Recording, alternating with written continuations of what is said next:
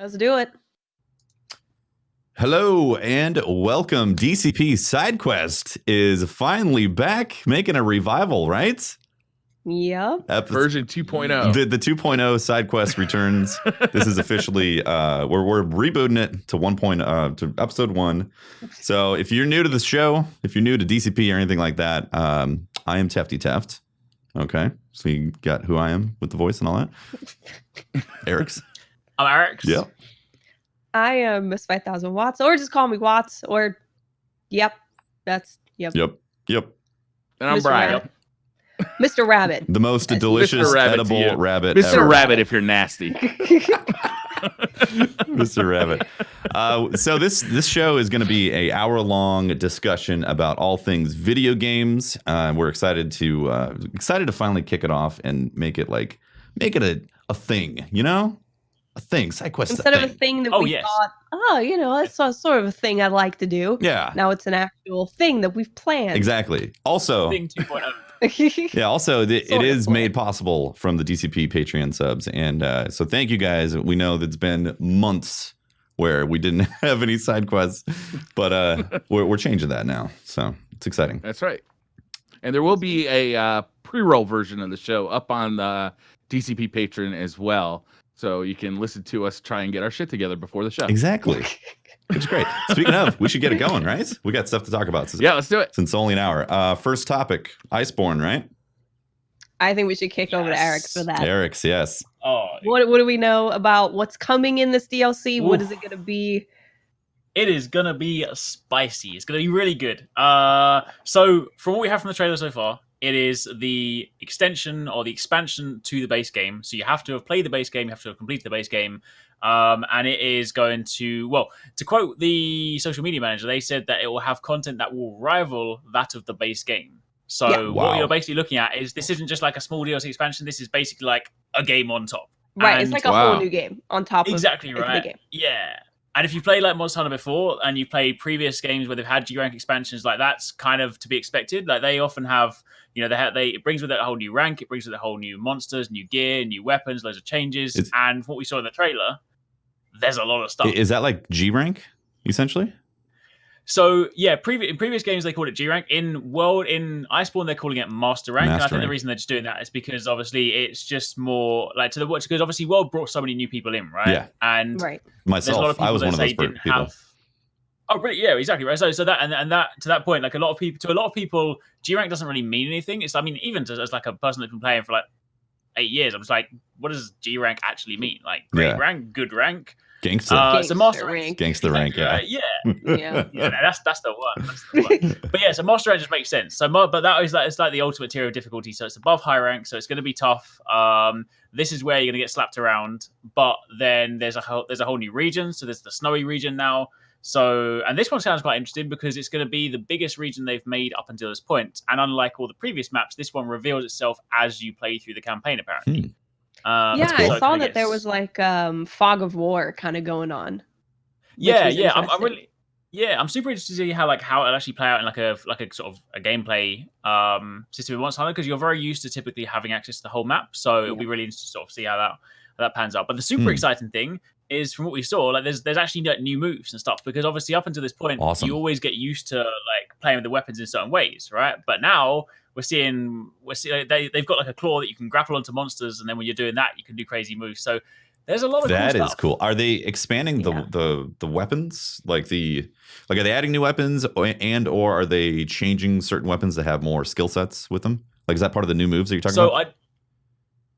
So I don't believe they're adding new weapons. I mean, like it's one of those ones where they haven't spoken about stuff yet. But normally, like from kind of Monster Hunter history, if they add like a new one, it normally comes with like a new numbered iteration. Oh, okay. But they do, from the way that they phrase it on the website, they does something, they're adding more like moves and like combo options for existing weapons. So it now means that if you've kind of got a favorite weapon and you've got used to playing a certain kind of way, you'll be able to learn new stuff in the new one. We haven't seen a great deal of it, but they showed 3 examples in the trailer.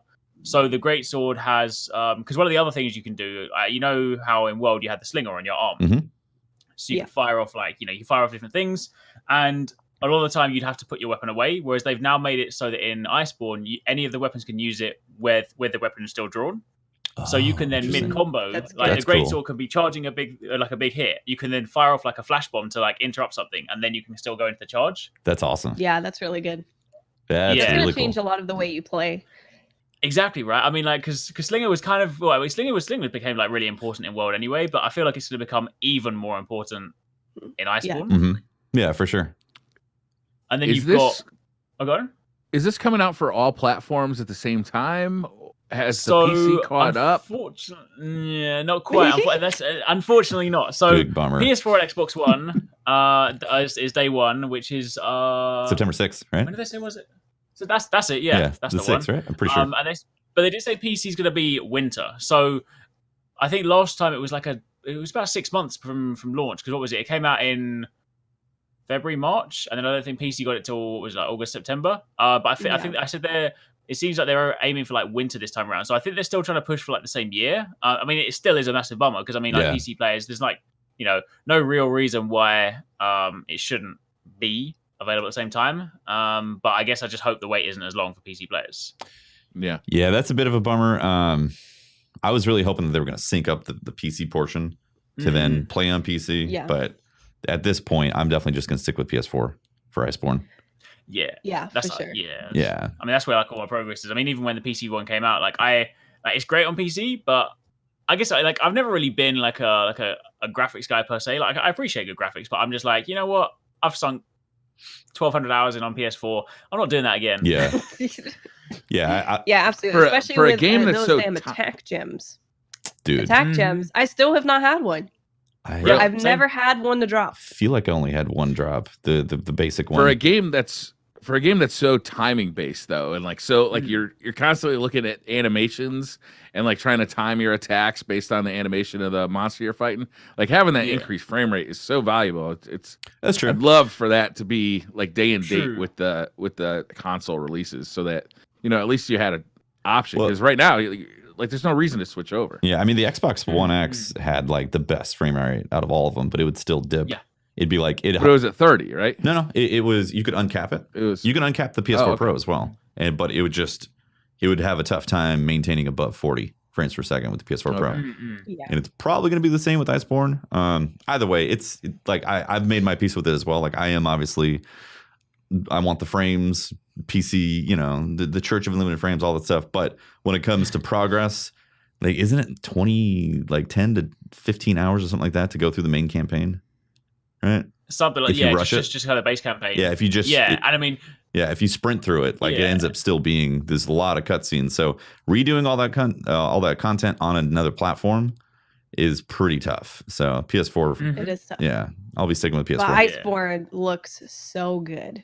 They've kind of teased some of the monsters, and some people were saying that, oh, this looks really small. There's only a few monsters in it, and like, no, guys, no. Yeah, how many are they adding? Any idea? I'm like, whole new game. I mean, I don't. So they haven't said anything yet on that yet. But if they said it rivals the base game had 30. So I mean, 32 monsters. that would be pretty awesome. Wow, that's a lot. That would be crazy. Yeah, I mean, and if you look at like previous ones, I wish I could have pulled it up, but like one of my friends like tweeted out the other day like all the numbers from like the base Monster Hunter games to like G rank, but basically the kind of top line of that was the G rank one. A lot of the time, almost doubled the monster count. In various different iterations we've had in the past. So I think it's safe to say that we're going to get like and the fact that we've seen a returning monster as well. So seeing Nagakuga come back, so like that. Obviously, if World was your first one, it'll still be like new to you, but that came from like the PSP one back in the day, and that is a really really cool monster. Very cool. To see that come back, it kind of almost sort of hints that they're targeting some fan favorites, and at the very end of the trailer, there was also a roar from like my favorite monster, which was Tigrex, who is like this kind of. It almost like looks similar skeletal wise to Nagakuga, but it's like a dinosaur kind of monster. Really, really cool. So it almost kind of sounds like they're kind of doing that thing where they're gonna bring back some like fan favorites, but obviously introduce some new ones. So I do hope they strike the balance, because it's an interesting thing. And I guess kind of applies sort of different like other games as well. But anytime people have played previous ones in the series and they always want to, and then like a new one comes out, they're like, oh, I hope they bring this thing over. It's like I definitely do hope they bring like some stuff from before over, but I do still want it to be like a new game. I do still want like the majority of the content to be new. Yeah, but that's going to be cool. Absolutely. Yeah, I'm very excited about it. I had no idea it was going to be this chunky. I've only seen it's huge. Yeah, I've only seen a little bit on Twitter from stuff, and I'm like, this is great. This is going to be awesome to play. Can't wait. And now finding out it's nearly like another Monster Hunter World being added to it. Like that's incredible. Is it more than one zone? Yeah. So I don't know about that at the moment. So all they've said right now is they've just shown like the icy area. So that much is still up in the air. Okay. But they seem to be putting like a big focus on like the size of it. So we have to sort of like wait and see that one. But the interesting thing is like what I really want to know about like what they're doing with this one is because every single Monster Hunter game where they've added like some kind of G rank expansion, invariably once you get through the G rank campaign, there's some kind of like end game for Monster Hunter. Obviously, it's different to kind of conventional end game that we know from like other types of games like that. But there's often been like different things you can do. So like in Monster Hunter 4 Ultimate, they had guild quests where you could like level them up and you go into these kind of like randomly generated areas.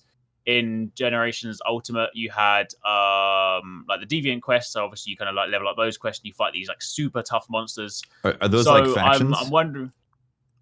No, they were more sort of like they were more so in Generation Ultimate they were very specific monsters. They were like kind of hyper aggressive versions of monsters that you were familiar with. They had their own unique behavior, but then by playing through them, you then basically if you did like the level 1 version, you could do the level 2 version, and it got all the way up to they were called like super deviants, and they were just like stupidly difficult. Wow. But then when you defeat them, you then unlock the ability to then transmog their gear. So it's like there's kind of like an element to it. That's cool. So yeah, that is cool because there's a lot of armor that I really like that as someone who uses a bow is useless for me because it's got like sharpen on it and all that kind of stuff. Yeah, that's true. I would love that. So I'm trying to schedule ahead a little bit, and I'm thinking about September. Yeah, it's gonna be packed. It's gonna be busy. You basically have about a week until Borderlands comes out after Monster Hunter World. Yeah, so the 6th of September and then the 13th of September, and we don't know about Destiny potentially having some sort of release in there, and yeah, it's gonna be a packed September. September's gonna be. I'm just expecting to just sit here. I'm just gonna be here. I'm just gonna sleep here. I'm gonna wake up, turn on stream. Let's go again, guys.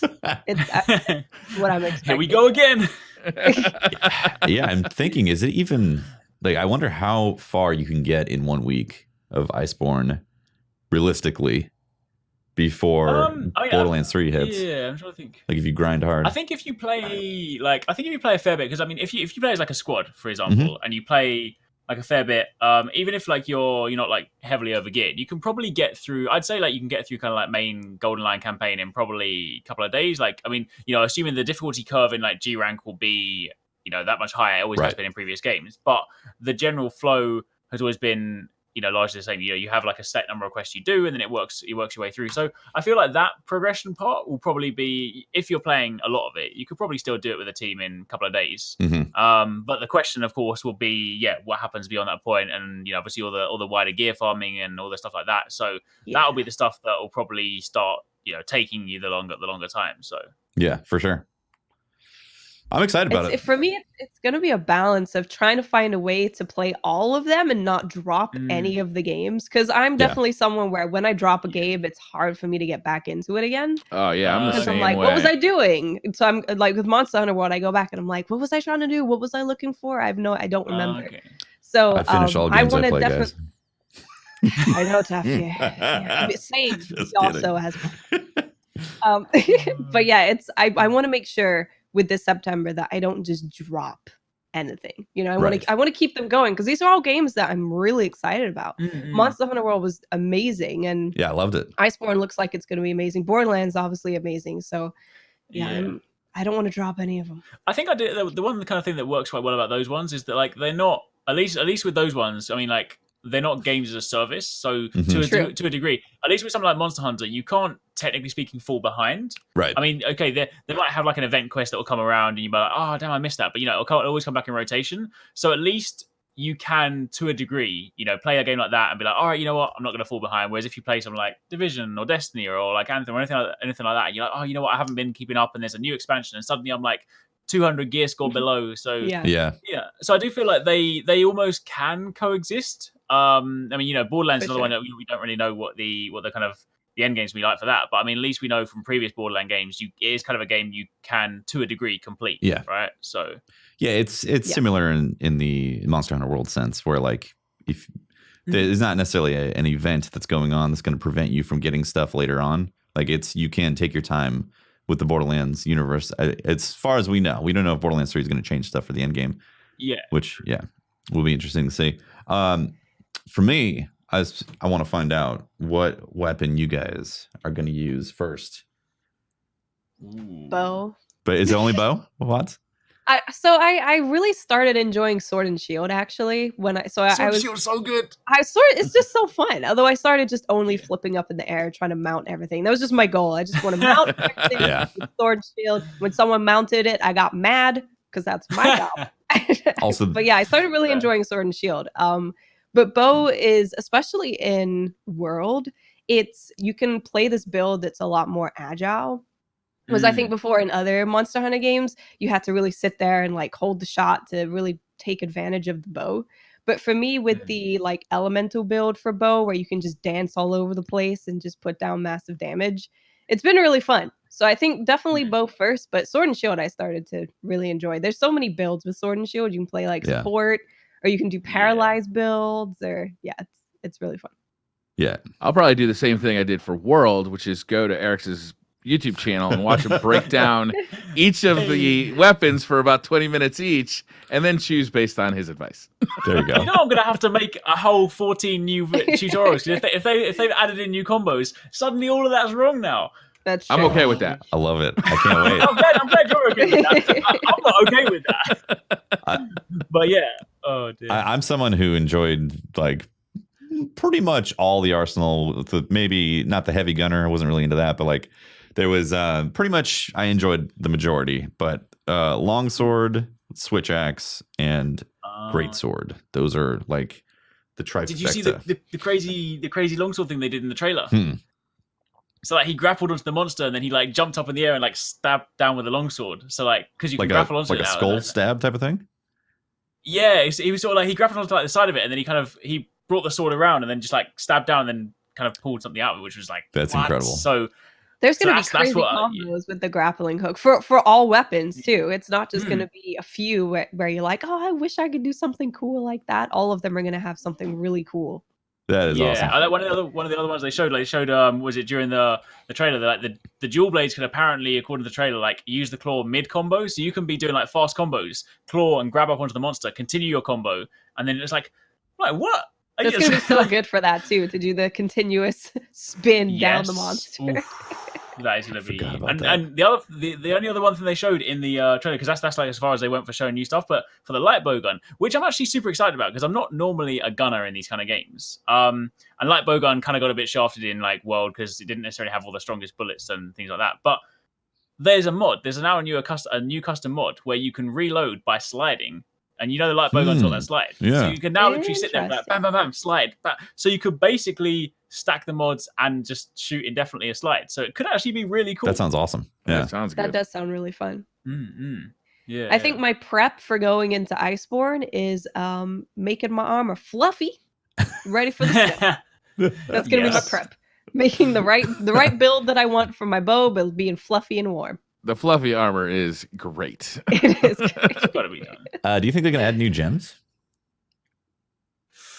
That's a good question. Yeah, to change up the builds. I feel they have to. Yeah. I hope so. I really hope so. That would be really cool. Because that's one thing I do want them to change. Because the one thing that World introduced, like although the build, the way you can construct builds is more accessible, I feel like you get to the point where it's easier to have fewer builds in World. Like there's kind of cookie cutter builds and you don't do as much. Whereas in previous Monster Hunter games, the way that the gemming system worked was different. So then it kind of gave you like a larger diversity. So interesting. I'd like to see more. Hopefully it kind of comes with with new, because a lot of the armor sets they introduced in World had like set bonuses, which was obviously like a new thing as well.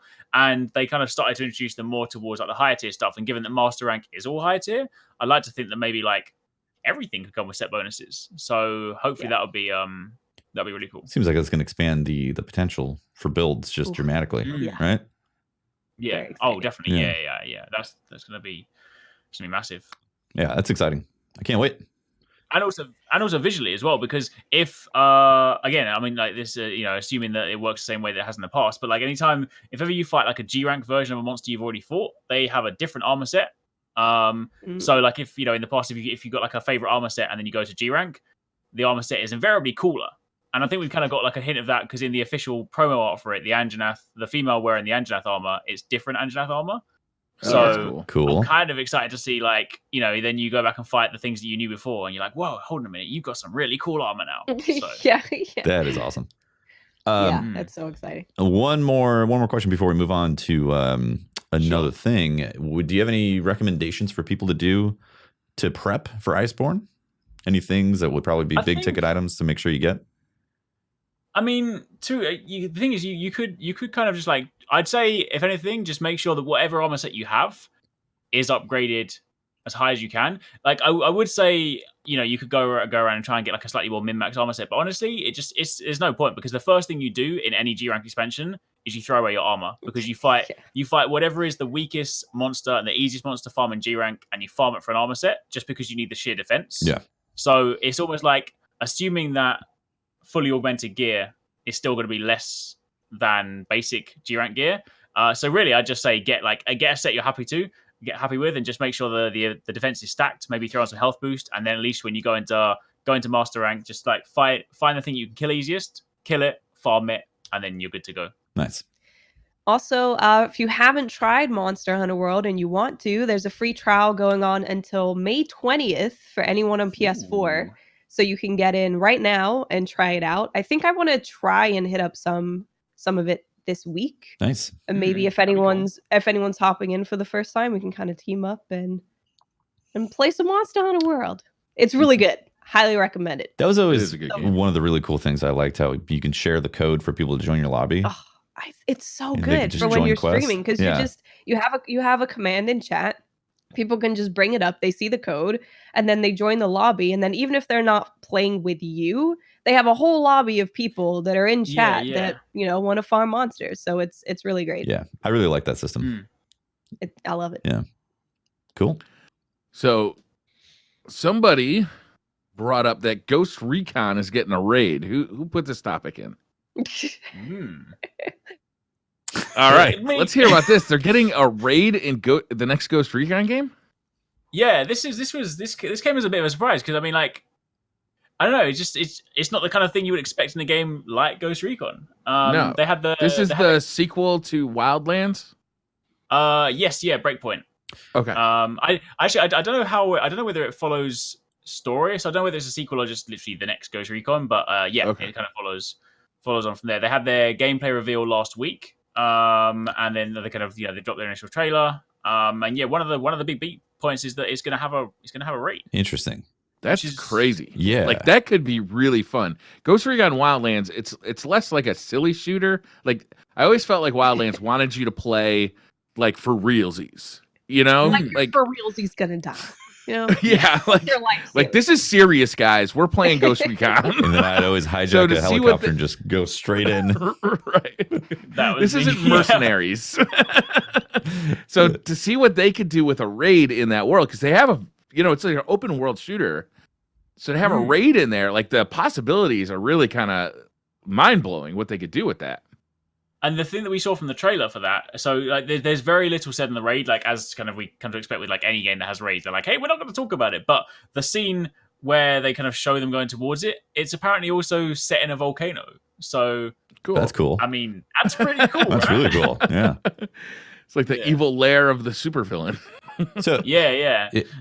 Does the gameplay look different from the original Wildlands that was released a couple years ago or a year ago? I can't remember how long. Yeah, so it seems to have so they seem to be putting a bigger focus now on the survival aspect. So there's actually kind of parts where they kind of described it so that essentially when you're playing through, you're always going to be on the back foot. So like to kind of go to the point that Brian was talking about how you always want to play it slightly more seriously. I feel like this will allow you to do that even more so. Interesting. There are parts where there's kind of gameplay elements where you're actively bandaging up when you've been injured and stuff. So it does seem like they want to sort of work some of those survival gameplay aspects into Ghost Recon, which will be that's interesting. I always think it's hilarious when they have Wildlands, those where you douse yourself with some sort of alcohol and you're like, better now.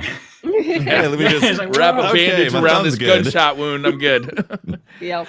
In Wildlands, you were very much hunting people, right? Is you're like you're coming up on an encampment, maybe they're a drug dealer or something, and you're coordinating with your team, like how are we going to take down this encampment? But it sounds like in Breakpoint, it's going to be like they're chasing you. You're the hunted now. Yeah. Oh, that's cool. Yeah. Sounds really It is cool. Yeah. Yeah, actually, I like that setup. That's one of better. those Ubisoft games where, it released with kind of mediocre reviews, but they just continue to work on it, continue to improve it. And now it's really well regarded among the people who still play it. Interesting. Yeah, I've heard about that. I haven't delved into Wildlands at all, but that does pique my interest. And this whole setup sounds really cool. Being hunted sounds fun. Yeah. Yeah, like having to survive out there while you're being hunted sounds really fun. Yep. Yeah. And for anyone that likes like PvP as well, so the Wildlands introduced PvP like much later on in the game life cycle, but Breakpoint will have it from day one as well. So it might not necessarily be why you play Ghost Recon, but at least we know that it'll be there from the start, right? So that's cool. Yeah. The raid concept is really interesting, and it seems to be a buzz topic at this point, a buzzword for game developers to put like a raid into their game. Like Division 2, we haven't seen this raid yet, but there's a raid coming, right? And have they dated that yet? Because I know they delayed it at one point. Have they dated the? No. So what we've got so far is that title update 3 drops for the game tomorrow, and they said that the raid will follow soon after. So if I had to hazard a guess, I think maybe something like next week or something. But no, still no date. Yeah. So it's one of those things where it's like, where do they lean on with it? Is it like some interesting story changes? Is it heavy on the mechanics? Is it a bunch of horde enemies that are coming, and like what type of gear is associated with it? Like these are all the questions that immediately pop up in my head when I hear raid in any game, and Wildlands no different. It's like, what's the incentive to do a raid? Yeah, I definitely agree. I think it'll be interesting to. It's almost kind of more interesting in the scope of something like Ghost Recon, because obviously raids that we're typically used to, there's an associated kind of gear climb. There's obviously a kind of a gear score that you expect to go into, whereas Ghost Recon doesn't really work around that system. So maybe it's gonna be one of those ones where. Okay, you can still get weapons, you can still get gear throughout the game, but it doesn't have like a gear score. So maybe it's almost going to be one of those things where it is purely more skill driven. Maybe it's just like you as a team have to just be good, irrespective of what you have. Just really difficult PvE content. Yeah, that could be really good. But what I'm really interested to see in this, and this applies to both Ghost Recon and Division, is what they can do on the mechanic front, because they're always constrained being in the Tom Clancy universe. Yeah. So everything needs to be somewhat grounded in reality, right? Yeah. Yep. And like if you look back to like Division 1, while we didn't have raids, we had like incursions, which was like probably the closest thing you were going to get. It's probably more like a dungeon. But even those ones, like their kind of mechanics were just like, let's throw a bag ton of enemies at you and hope you can deal with them. A lot of the time, there wasn't really a heavy, and I definitely want to see, and I think one of the nicest things and the most fun things about raids are when teams have to solve mechanics. Right. Absolutely. So I definitely want to see how they can work. And I think the thing is, even if you have to make it somewhat realistic and you are still fighting like human enemies, I think there's still lots of things you can do. In Ghost Recon we've had like helicopters and tanks and I guess mechs and stuff like that, right? So there's definitely scope to do that stuff. The Terminator shows up from the future. It's just a raid of you just sneaking around. There's no shooting. You just have to sneak the entire way. Yeah, I would love that. I love raid. stealth games. Imagine that. If you get seen, it's like team wipe. Team wipe. It's Gorgons from the beginning. Yeah. Yeah. Imagine that. Yeah. Well, didn't they have the Predator in Wildlands? Was that something? Am I making that up? Oh, they did. They did. Yeah, they did. I never actually played that bit. Yeah. So there's been some interesting crossovers, right? So they could do something. Yeah. I'm very curious about it. I hope they do a good job, and I hope they knock out the park, both with Division 2 and also the Ghost Recon, because if they can solve that problem of having a militaristic set in the future but not super sci-fi type of thing going on, and have a successful raid, then that's gonna be really cool to see and set an example for a lot of people. Yeah, for sure. Yeah. Briar? It'd be interesting as well to kind of sort of see what they do for like player count as well, because I'm pretty sure it's just four players, but I don't know whether they'll switch up as well. Oh, interesting. Yeah. What are GTA 5's like shared missions called? I'm having trouble thinking of the heist, word. Is it? Heist. Yeah, I wonder if it'll be something like that, where Interesting. it'll be a set kind of longer objective than just kind of like a single mission. That could be interesting. Yeah. How do you guys feel about... Code Vein is next up on the list. I'm sorry, go ahead. I was going to say, how do you guys feel about randomly procedural generated content when it comes to those things? When it's fun, I like it. When it's not fun, it's boring. Make it good and it's good. Just bad. Very simple. I guess I'm in the same boat. I mean, if this new Ghost Recon had something where you trigger this raid and there was procedurally generated moments in there, like, I guess I could keep it fresh and interesting if they do it good. Yeah, I guess if you had like, I kind of, as you sort of touched on there, like if it was like moments of the raid and there were still certain key moments where they kind of all like, because I think it's important to have certain elements be fixed, because assuming that you want people to be able to like do it together or like compete or have like a world first race, then if everyone's was slightly different. But I like the idea that maybe there are like certain elements that could vary. Maybe they could do that for like, because invariably in any raid there's always that kind of, you just got to survive this onslaught of enemies part. And maybe that part they could just like procedurally generate, and then if there's a part where it's like, oh yo, there's some mechanics here, then everyone can kind of come together. That could be kind of cool. Yeah. But I think especially given that if it's setting like a volcano, maybe if there was sort of like, if one of the mechanics to kind of force you to do it fast would be that the volcano is just rising as you go and you literally just have to keep going. That would be cool. Oh, so it's like like a clock counting down constantly. Yeah, just got to stay up above the. That's a great idea. I like that idea. That could be cool. That'd be really cool. Yeah. We also have Code Vein in our list of topics. So this is a anime inspired Dark Souls. Is that what I'm? So what's really funny, just to start off with this, is when they spoke to the developers of this game, they said they didn't want to make it too anime. And I'm so happy they failed epically on. Yeah, I'm looking at some gameplay footage, and I'm gonna go with I'm happy they pretty anime. This looks great. I think arekkz, you've actually played it, right? And you've seen the customization and stuff. Yeah. Oh, yeah. The customization, right? Well, it's funny because even though I feel like I need to knock it down a peg because it doesn't have beards. No beards. I'm out. No beards in anime, what guys. The hell? That's not how it works. Yeah, unfortunately, in anime, like if you're gonna get a beard, it'll be like a tiny little goatee or something like that. So, however, even without beards, and also you can't be bald as well. So basically, I can't exist in that world. However, despite that, it's probably one of the most in-depth customization options I've seen. It doesn't have like the conventional that you'd expect, like the face sliders where you can like do like nose height and thickness and stuff like that. What it does, it has like this crazy over-the-top accessory system where let's say you take like a hairstyle, for example, and you just pick like a base hairstyle, but in the accessory section there's like 10 accessory options, and each of those can be, you can choose the obvious things like glasses and hats and stuff, but some of them can even be hair layers. So you could suddenly take a hairstyle and be like, oh, I really like that hairstyle, but I wish it had a ponytail. So then you go to accessories and you throw a ponytail on it, and suddenly you're constructing your own hairstyle. So yeah, there's definitely a lot you can do with that. That's cool. I love that after Conan's endowment slider, like nothing else is ever going to satisfy. I love that about the hair thing though, because it's always like, oh, it's close, but it's just not quite there, especially with hair. So it's exciting that you can kind of create your own look for your hair. No beards, sadness. It just looks silly. It just looks, it looks silly. And I love that because I was looking at some of the customization and it's like, there's a random glowing heart in the middle of your chest. Why? Oh, yeah. Cool. And then you've got like a monocle and you can have a skull face. And there's a lot of customization that you can do that's just really silly. It looks great. So is the gameplay going to be straight out of Dark Souls? Like a Dark Souls type of gameplay? It looks like there's like a lot of rolling, a lot of dodging, picking your time to attack.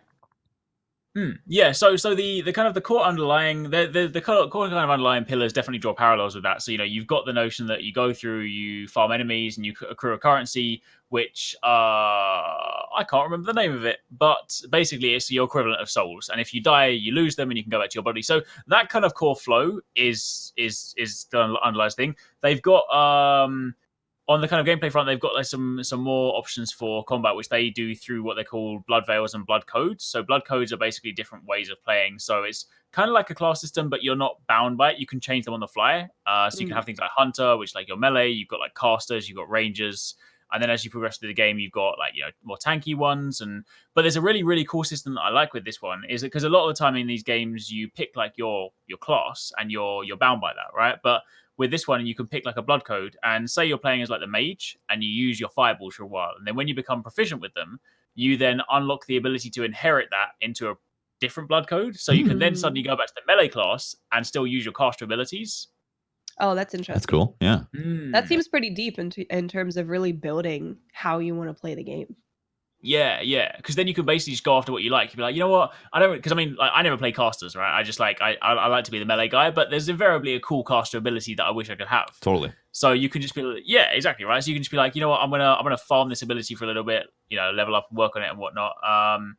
And then also you've got these really cool, the blood veils as well, which you've probably sort of seen from the trailer, where there's like a scorpion tail that comes out, or the twin-headed dogs and stuff. And you use this to farm effectively the resource that you use for your special abilities. So then mid combo, you can then charge these up, and you can then like slam into the enemy and grab them with like a claw, or grab them with like these Cerberus heads.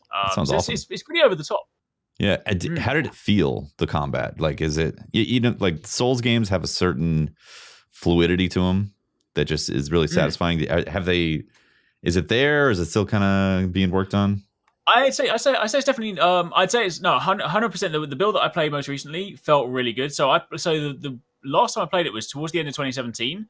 And back then the build was like super early. It was quite janky.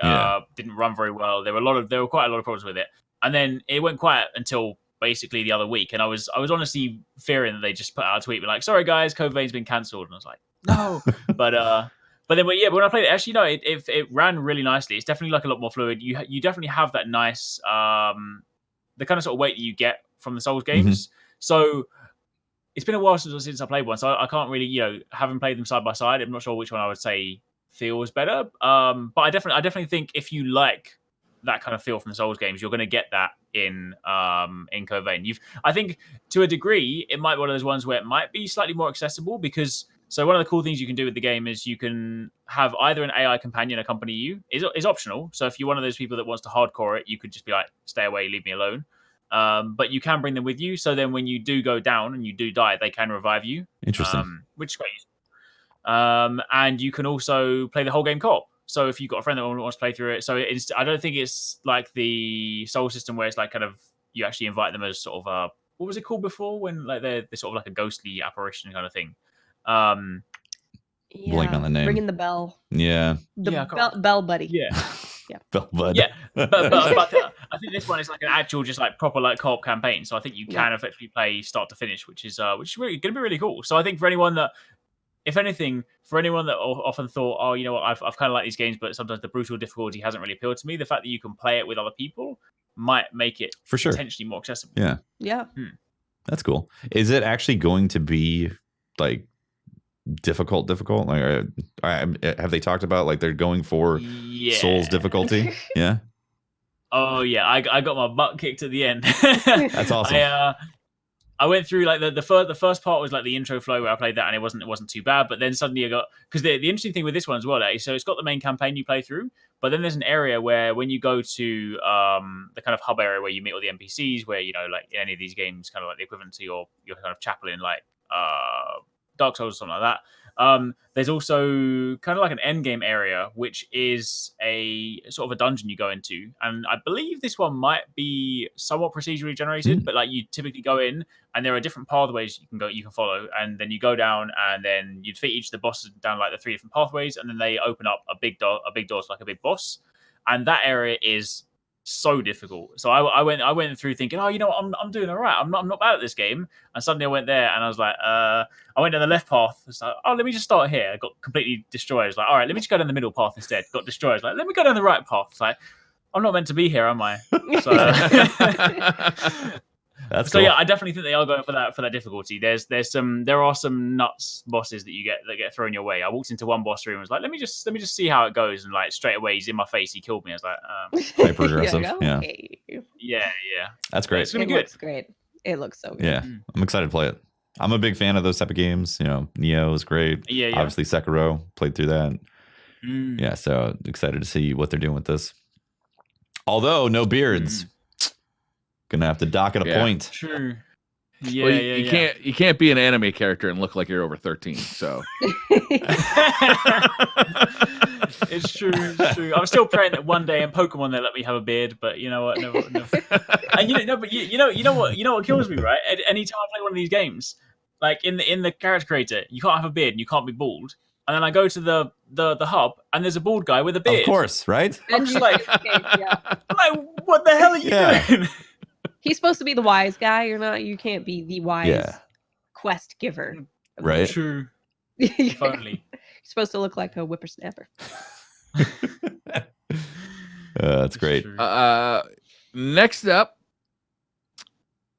Final Senator Josh Hawley. This is a little more serious, so I'm going to bring down. Do Final Fantasy first. Yeah. Just a real quick Sure. mention of Final Fantasy VII is getting a remake, which we heard about like 20 years ago or something. I think it was 2013 where we first heard about it, right? Right, and then it press just conference? disappeared. I was there when they showed it. They showed it, and everyone was like, "Oh, no way!" And everyone's so excited, and then it just disappeared. There was no Under the more radar. discussion about it, and we all just kind of accepted that it's just not going to be a thing that ever happens. And then they showed a new trailer at the PlayStation event. And we got to see what some of our favorite characters look like. And they said that they're going to show more in June. So I assume they're E3. taking us to E3. So it looks like we're actually going to be coming up on a release date now that they've shown us more and they're going to E3.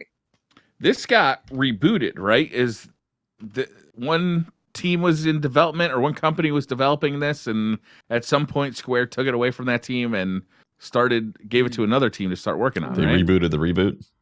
I feel like that only happened last year. So I'd be surprised if this comes out this year. Yeah. Yeah, I wouldn't expect it to come out this year. I'm just hoping to see some solid foundation of, hey guys, we are making the game and we have a general idea of when it's going to come out. Would be great. How long can a hype train be? Well, For Final Fantasy VII, which is most people's favorite Final Fantasy, not mine, but most people's. I think people will play it no matter what. That's how I feel. Yeah. Just because it's Final Fantasy VII. Yep. Yeah. And it looks looks great what they've done to it. I think you raise a good point there. I mean, like, to what you just sort of said there, like how long can the hype train be? Because I think the industry and the climate has changed. Because back in the day, it used to be like they'll show a trailer at E3 and you kind of expect to play that game like some 2 years later. Whereas a lot of companies now are adopting they're like, we'll show you the game and then you're going to be playing it later this year. Like Nintendo have done that a lot with basically all their releases. Like apart from the odd one like Pokemon or something, they're invariably saying, you're seeing this trailer, like you're getting it in 6 months. And they said with Borderlands, they're like, when we finally do show it to you, you're going to be getting it that same year. And I think a lot of people are realizing that people don't want to you watch a trailer and if you do have to wait that long. I mean, I remember what was it? I mean, I'm not I'll admit I'm not a huge Final Fantasy fan, but I remember seeing Final Fantasy 13 when it was called Versus 13, and we saw that first Noctis trailer where he's kind of going down the tower with the swords, and I remember watching that when I was at school, and then it came out, and I was like. I mean, in fact, I always use it as the funny kind of comparison point. But like in London, we've got there's a skyscraper called the Shard, like this massive glass skyscraper. They started building that after they announced Versus 13, and they finished it before Versus 13 came out. They built a skyscraper before the game came out. I'm sorry, but what? That's amazing. Yeah.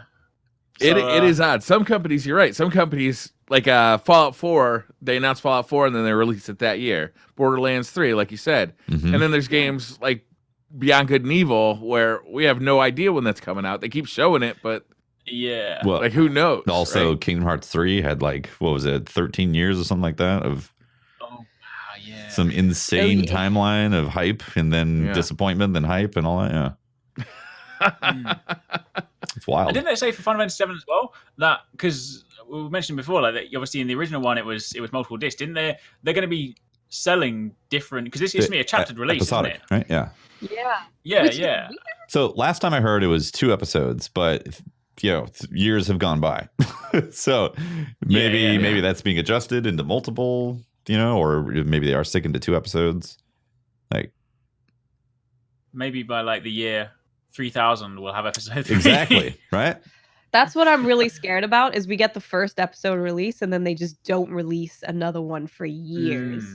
Because that would be even worse than waiting for the initial release, right? Because then I've played through it and then I'm left waiting and I have no idea what was happening before. And then I have to replay the first one again. So for an RPG, how does that even work? Because you could just could you just continually grind your character while you're waiting for the next one? And then you just walk through the content. Yeah. I don't know. I don't know. It would be really funny if it's just you reach a wall and they're like, sorry, no, can't play anymore. You have to wait for the next episode. Oh, you only get 30 hours. 30 hours and you get kicked out. Imagine that. That would be, oh, wow. I don't even know how that works. That's really weird. Yeah. It is weird. Exactly. And also, are they just going to, I mean, they might do it where you play through that episode and then the next episode essentially is kind of like a wipe from that stuff. Maybe they change some of those elements. Maybe. Yeah. So you can't carry that forward. That would suck also. But either way you look at it, the episodic nature of it is kind of like how about just have the whole game? It's really weird. Right? It's super weird. When I heard that, I was like, what, like the Walking Dead kind of episodes? Like a Telltale Games Final Fantasy? What? Yeah. I don't understand. Yeah. Strange. It's weird. And also the other thing to kind of factor in as well with the episode nature is that, you know, the rumors are going around that we are on the cusp of like the new console generation, right? So, you know, supposedly like Microsoft are going to show their stuff this year. Sony have obviously already started talking anyway. Rumors are 2020 potentially for consoles. So, you know, if right, I feel like it's unlikely, but even if we got episode 1 this year, like, are we going to then be, okay, next episode is going to be on the next generation platform? And then if they're so close to next gen, are they going to be like, well, maybe we should just wait and put it as a launch title? Yeah. Yeah, exactly. Yep. Yeah. This is a side tangent. Do you think The Last of Us 2 is actually going to launch this year? Is that in Briar's game? Yeah, maybe we should wait on that question. Yeah? Oh, my bad. My bad. Let's talk about legislation. All right. Let's talk about politics. Politics battle. Later on, we can talk about some religion if you want. So Senator John Hawley is a Republican from Missouri, maybe? What's MO? What's the state MO? Don't know. Montana? Maybe. I don't know. UK. The M's get me every time. Yeah. So he's calling this thing the Protecting Children from Abusive Games Act. And he's introducing legislation banning manipulative online game features he says can push children to become addicted to technology. Basically, what he's talking about here are loot boxes. It's Montana, Missouri. Chad is not helping. Chad doesn't know. Missouri, Montana? So basically, this is legislation that would basically ban loot boxes or at least restrict children from being able to access them. And this to me is horrifying. And I'll tell you why. Because we've gone through this before, right? In the 90s, there was a lot of legislation in the United States trying to be introduced, trying to protect children from video games. Blood, guts, gore, that kind of stuff. Mortal Kombat was big at the time. And what I don't want to see, what I'd like to see happen here is that the industry itself kind of takes responsibility for this and decides, like, here are the rules governing this stuff, and here's how we are going to protect children. Because once we get government involved, then it's out of the hands of people who actually know what they're talking about, who actually play video games, and it's in the hands of people who, really only have a cursory knowledge of this stuff. And it can get really dangerous, and it can get it can get real bad for gamers and for game developers. So that's true. Like, I'm real concerned about this. The ESA put out a statement, which I think is really crazy. I'll read that to you real quick. I lost it. Give me a second, and I'll grab that for you. Here it is.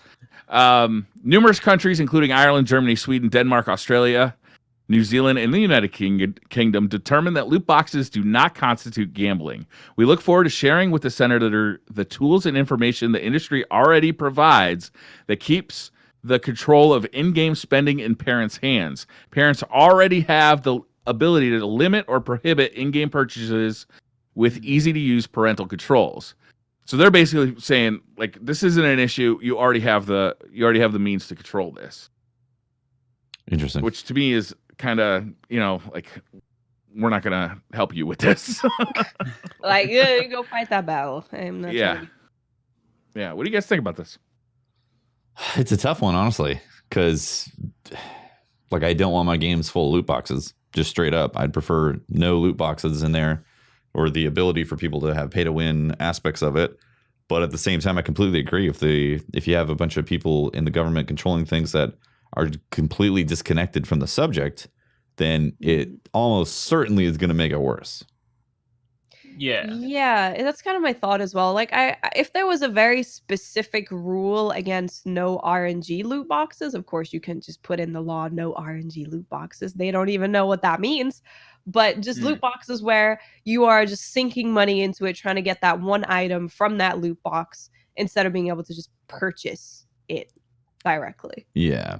I think that maybe there could be some kind of rule against that, but just having an overarching rule of no loot boxes could be really dangerous, because then you're looking at who knows what else you're not going to be allowed to put in your games for purchase with them controlling it. What if the ESA actually like got on board with this and we said, all right, we already have ESA ratings for, who can buy a game, like what age group this game is compatible with. What if you couldn't have a loot box in a game that was not mature rated, right? Or not interesting for anybody over the 17 or over, right? Because the one of the concerning things is that loot boxes feel a lot like gambling, right? You put money in, you roll the dice to try and get the stuff you want, and either you get it or you don't, and then you're encouraged to it's basically a slot machine, right? It's like, you put the coin in, you pull the lever, and you see if you got. It's just not monetary value; it's value in a game for you.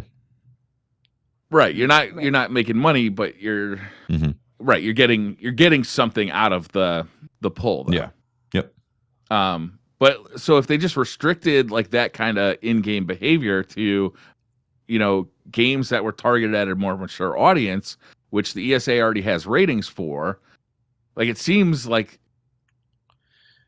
it seems like that is an easy solution, but one that they don't want to do because they want to target kids. Yeah, weird. It's like we don't want to take away Joe Camel because we really want those 6-year-olds smoking.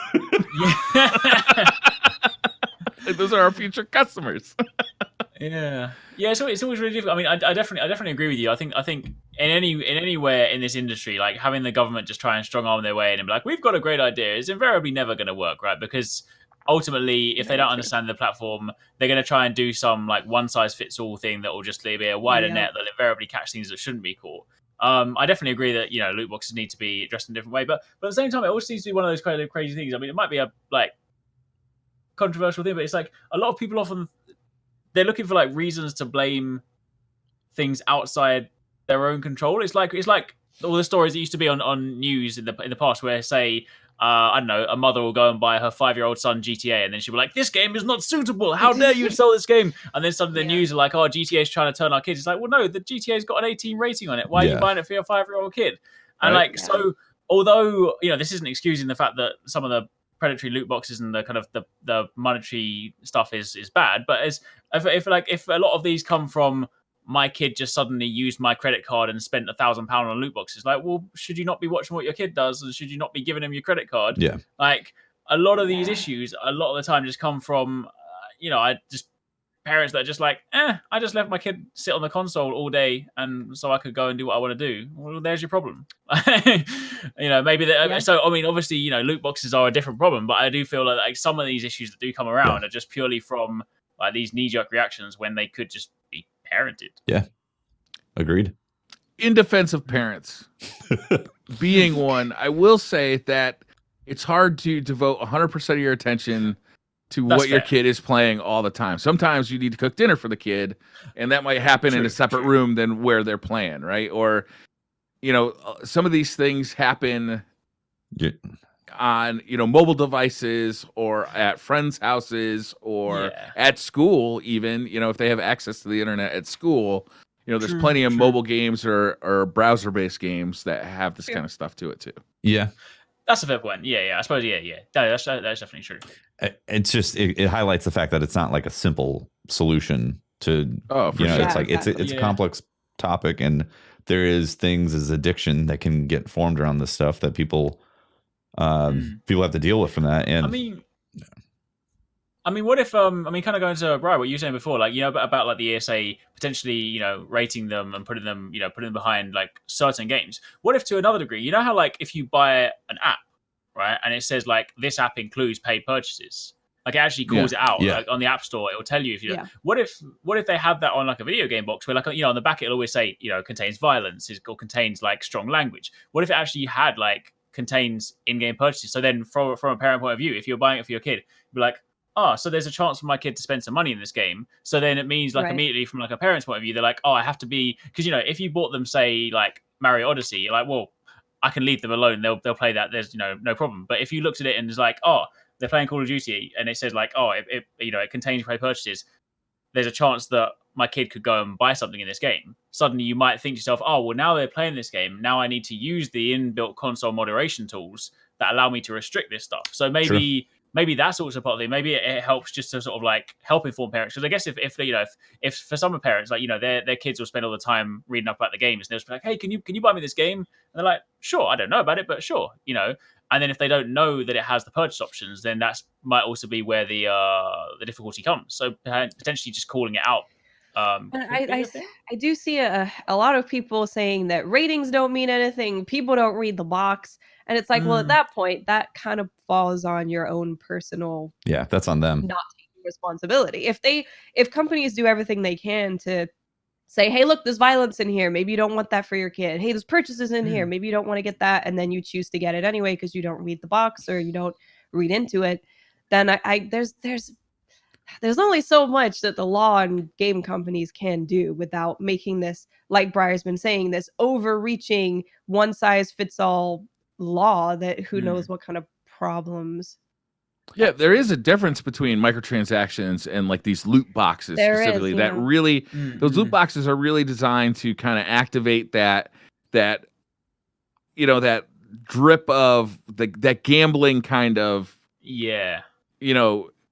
like excitement where they have these like special animations that take a little bit of time and they might even like kind of roll past some of the best items in the game and then they kind of slow down, and as it's slowing down, like you'll see it kind of, oh, am I gonna get the thing I want? No, I didn't get it. Oh man, it was so exciting though. I'm gonna try it again. It's everything, right? It's the animations, it's the sounds, it's the colors, it's all of that is created to give you this instant payoff of, ooh, that was exciting watching that thing unfold. So right, I want to do it again, as opposed to like a microtransaction where you just, here's a store where they list, here's 7 skins for different weapons, and each one costs $2, and I'll just pick the one I want.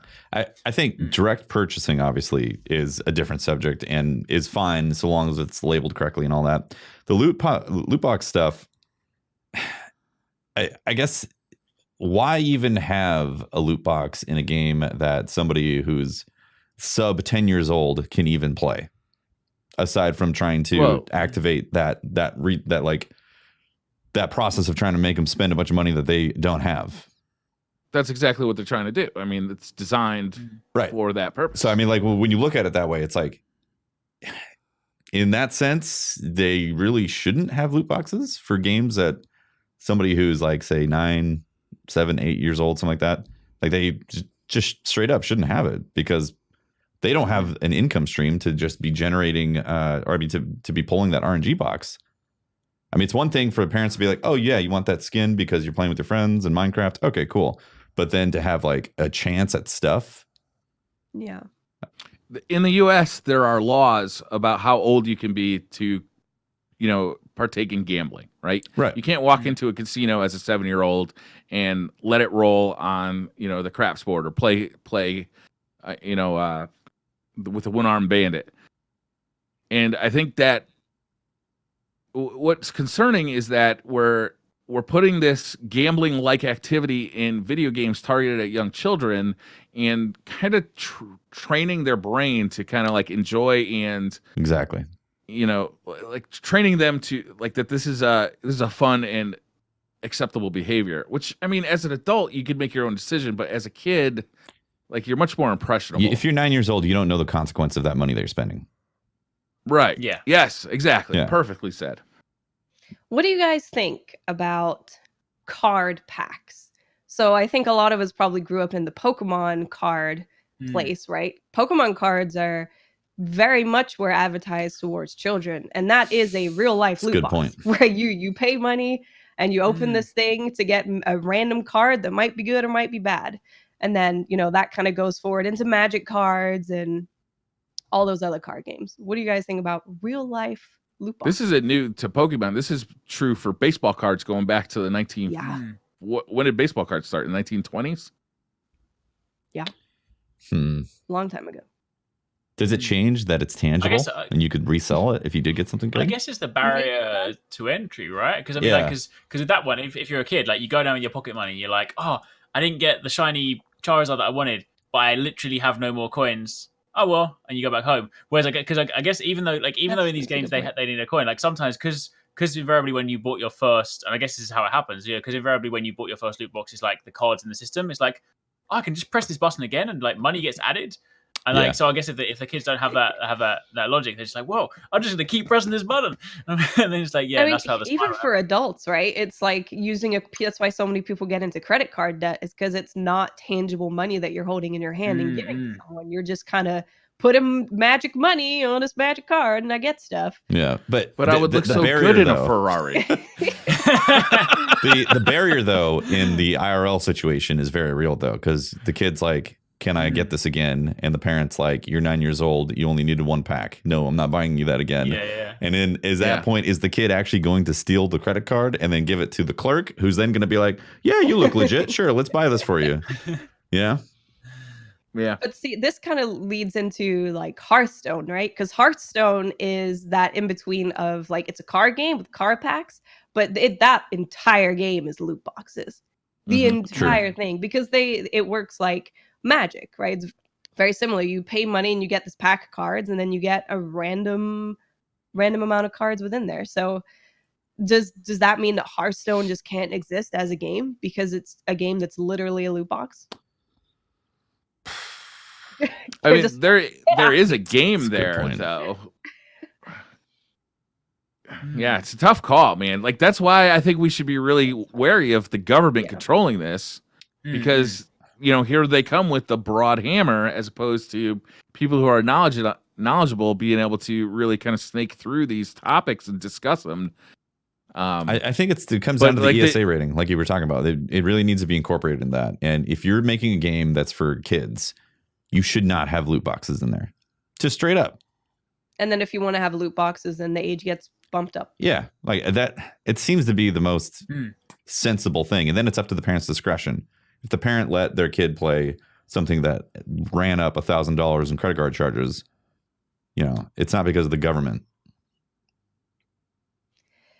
So surprise, surprise, we weren't able to keep this podcast under an hour. You know what? We were pretty close. We're pretty close. We're pretty close. We are. But we got that. It's like, I think we started at like 1:10 or something. We've been like live for an hour. 14. Yeah, an hour and 8 minutes. So we're just a little bit over. You want to do the rapid fire? A little bit over. Do we want to do like a rapid fire? I got a game that I wanted everybody to play. Okay, it's called 2019 or Push. Basically, rules are simple. I've got about 10 or 11 games that I'm gonna list off, and everybody's gonna say, do you think it's going to come out in 2019, or do you think it's gonna get pushed to 2020 or beyond? Easy, simple game. Let's do it. We're gonna start with Animal Crossing for the Switch. Ooh, no. I think it's Push. 2019. Push. Yeah, I'm gonna say push because they've got a lot coming this year. Isn't the new Pokemon coming out this year? Yeah, they're not going to do Pokemon and Animal Crossing at the same time, right? Yeah, and Zelda this year. So yeah. Yep, it's a push. Okay, so the next one is Halo Infinite. Push. Push. Because new console. That's why. I think it's going to be a console. Their theme park. They're focusing on their theme park business. Yep. That game just makes so much sense to be a release title for a new console. Oh, totally. Also, Halo Reach soon, right? On PC? That's true. And all the Master That's Chief true. Collection stuff for PC. Yeah. Yeah, launch title.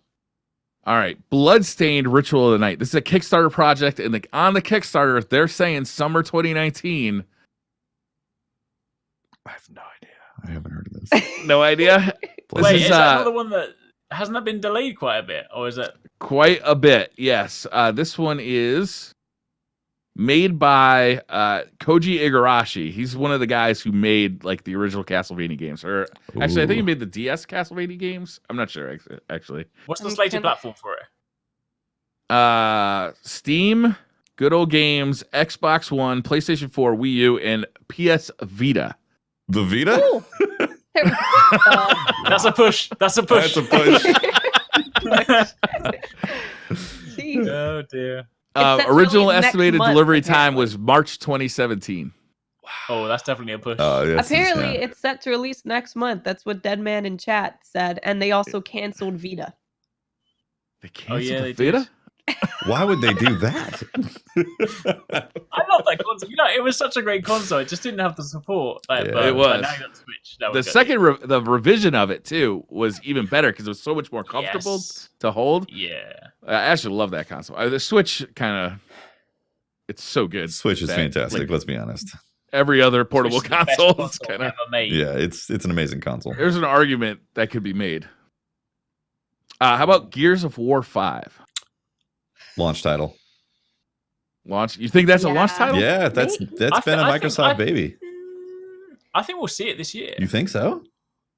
I think just because they don't have anything else this year, they kind of You're need right. something, You right? make a solid I point. mean, I see your point. That, like, it would make a great launch title, but I do feel like, I almost feel like Halo Infinite could be the launch title. I mean, you could have them two side by side, but yeah, I feel like it'd be this year, maybe. I'm gonna go 2019. Yeah, Yeah, because there's nothing else. You convince me. It makes sense. kind of. It's a good time to release it. 'Cause Yeah. there's nothing else. Also, it's probably going to be on PC as well. So yeah, just like they did And with. it'll probably come out in Gears of War 4. September. Yeah. Probably. Whenever it does come out. Let's hope. Why not? All right. I actually never got around to playing Gears 4, which I always meant to play. It's fun. And it's I like on it. that I already- Xbox Game Pass, so I could just play it for free. I Yeah, just do haven't it, do it, got do a it. chance. Yeah, it's also on PC. Right. Yeah, that's how I played it. Legend of Zelda Link's Awakening for the Switch. This is the remake for Switch. 2019. Yeah, this year for Definitely sure. on that, yeah. 2019? Yep, that's a fall release. I think so. Last of Us 2. Ooh. Push. I think they're pushing that. Ah, push. I don't want. I'm actually hoping for a push. I'd love to see a spring 2020 release on this one. Ooh.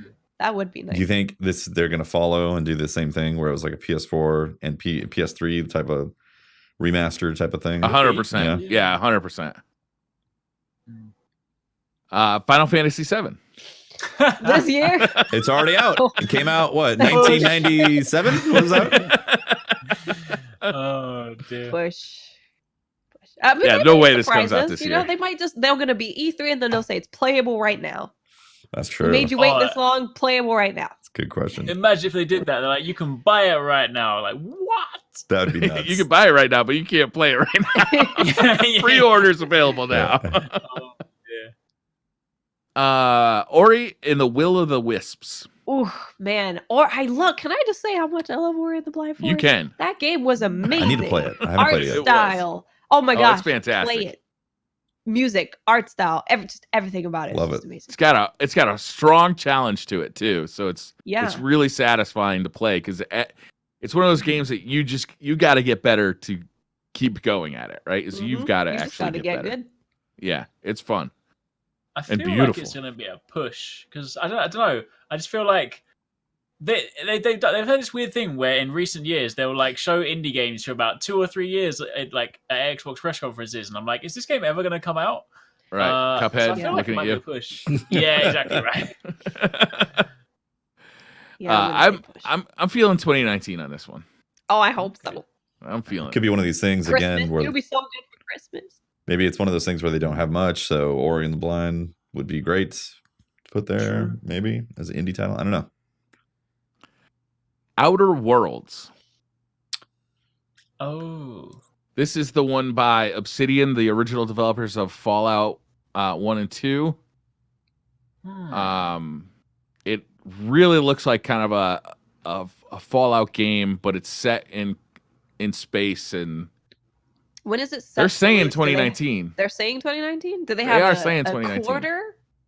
Or They just had a 2019? Game Informer article, like a cover article, and I believe they were predicting fall. I reckon 2019, but I reckon they'll do though that 2019. It's an alpha, and then you just roll with it for like ever. Oh, I really? think it's gonna be like an early access, Oh, God. early access type of thing Early perpetually. Maybe, yeah, it feels like the kind of potentially, yeah. You know, season 9 of Fortnite still early access. This is actually the game I'm looking forward to the most this year. In a game, in a year that's got a lot of games I'm really looking forward to. Like this one I'm really looking forward to. I hope it comes out in 2019. Dramatic pause from Brian. Yeah. Yeah. Psychonauts 2. Hmm. I can see 2019. Yeah. Yeah. Yeah, I could see 2019. Yeah, 2019. I can see that being one of those Something's ones like, yeah, where totally. like, Yeah, Psychonauts. they I can see that being one of those ones where like, it kind of shows up in like in a showcase and they'll be like, hey, this game's available to download during E3. Oh, totally. Yeah. So I will say that Briar, people were hoping that you were going to say Doki Doki 2, and they're disappointed. Seriously. I don't see Psychonauts 2 coming out this year. No? Nah. Double Fine, they don't put stuff out on time. You make a fair point. fair point. Yeah. Pokemon Sword and Shield. This year, 2019. Yeah, Definitely that one's this year? scheduled this year. Yeah. I think they're going to stick with that. Oh yeah. Yeah. I can't wait for that. I feel like that'll be one of their key pushes at the show. So yeah. So that'll be... The new Respawn Star Wars game. The guys who make Titanfall, Epic, Push. they make It's a tough Apex. So they're dealing with Apex stuff right now. So there's a Right. strong chance that they could be like, we have to push Star Wars because all hands on deck to make Apex a certain thing and not have They've insane come out crunch. and said in the past, when Apex first came out, that this game Apex will not delay Star Wars. But more recently, they've said we are doing everything we can to work on Apex, but we're not going to kill our developers. Are they pulling people from other projects to help out, or are they just going to, let them work on Star Wars and get that game out? Because we haven't seen a great deal from it, and on No. one hand, I'm like initially I was going to say push straight away, but then on the other hand, in light of EA is obviously going to have they're going to want to have something this year, because I don't think there's a new Battlefield this year. I don't know what they're doing with Anthem. Obviously, they're kind of going through their trial with that. So I feel like maybe they might want to get something out in the end of year window. So there could be the push from EA to do it. But I don't even know, because this is the first we saw of it, so I don't even know how far along it is in development. So I want to say push. Yeah, I think it's likely to get pushed, especially with what's going on. But you make a good point on the EA side. I think from the publisher side, they're probably having a lot of pressure to get it out for Christmas. But, Respawn. Christmas would be perfect for a Star Wars release. Yeah, it really would. Oh, yeah, with it would be great. the final trilogy coming out. Yeah. Final that's trilogy. Kids like Star Wars. Kids like Christmas. Yeah. Does Respawn have enough pull with EA to say the game's not ready, we need to delay it? Even though After the Apex, perfect time after Apex, Mhm. one would hope, right? Yeah, I we think gave so. you guys Apex. Listen to it. Yeah. It's tough. Tough call, honestly. I think 50-50 for me on that. I could see it coming out this year, but I'm definitely not going to be surprised if it gets pushed. Yeah. If it gets pushed too, I could see it being for a full year back into the fall of 2020. So you also have to consider that they just dumped Apex immediately. They're like, boom, this game is made. You didn't even know about it. Didn't even know. So about it. they might have been doing something like that with an alternate team with this new Star Wars. It's a good point. Yeah. All right, that was the last one. That was great. That was a fun game to play. We should revisit that game post E3. right? I should have written down everybody's answer. Unfortunately, it's not recorded. Yeah, we should definitely do that after E3. That would be amazing. Yep. So that concludes our first side quest, right? Yeah. First episode. It was a lot of fun. We almost hit an hour, but we didn't. It was a 15 hour. Yeah, hour 15. I would say for us, that's pretty good. That is pretty good. Right. Is there anything specific that we need to mention before? I don't think so, right?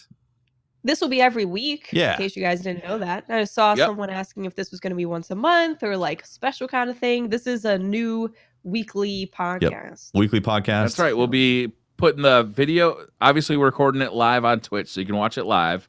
You can watch the video version on YouTube, and you can listen to the audio version. We're going to put it in the same feed as the DCP live show. So, you know, it's already in that feed. And then we'll do a pre-roll discussion every week that's available for patrons. There we go. Yeah.